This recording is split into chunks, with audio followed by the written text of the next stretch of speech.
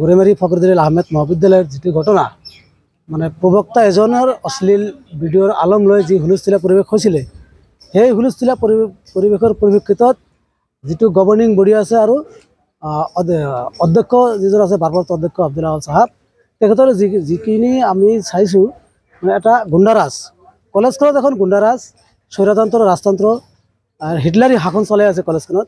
তো এই বিষয়ে আমি তীব্ৰ ভাষাৰে গৰিহণা দিছোঁ আৰু নিন্দা কৰিছোঁ। যেহেতু এইখন অঞ্চলত এখন উচ্চ শিক্ষানুষ্ঠান ফখৰুদ্দিন আহমেদ মহাবিদ্যালয়, এই মহাবিদ্যালয়ত যিজন প্ৰবক্তাই মানে ছ'চিয়েল মিডিয়াত এটা অশ্লীল ভিডিঅ' ভাইৰেল হৈছিলে সেই ভিডিঅ' ভাইৰেলৰ আলম লৈ মহাবিদ্যালয়ৰ কিছু ছাত্ৰ ছাত্ৰীয়ে ইয়াৰ তীব্ৰ প্ৰতিবাদ কৰিছিলে আৰু কলেজখনত এখন মানে শান্তিৰ বাতাবৰণ অনাৰ চেষ্টা কৰিছিলে।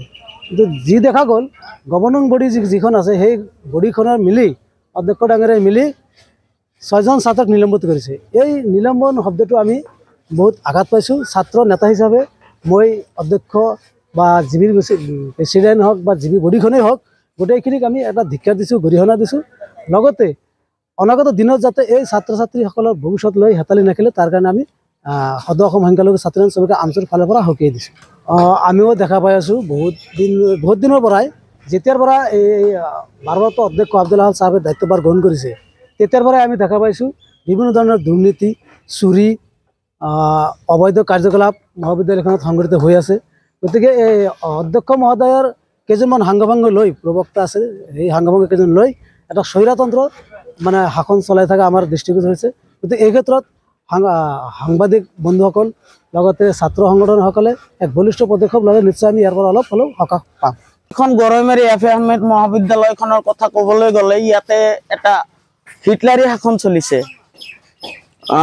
ধৰক এই যিজন আমাৰ হেৰি আছে এই কলেজখনৰ প্ৰিন্সিপাল আছে তেখেতে মোৰ এটা অনুভৱ যে তেখেতে নিজৰ হেৰি ঘৰুৱা সম্পত্তি বুলি ভাবি আছে নেকি এইখন কলেজখন। আৰু হিটলাৰী শাসন চলাইছে, অবৈধ কাৰ্যকলাপ খুব চলি আছে। শিক্ষকে যি টি ভিডিঅ' হেৰি ভাইৰেল কৰে এইবিলাকৰ কোনো ভাল সমাধান নাই।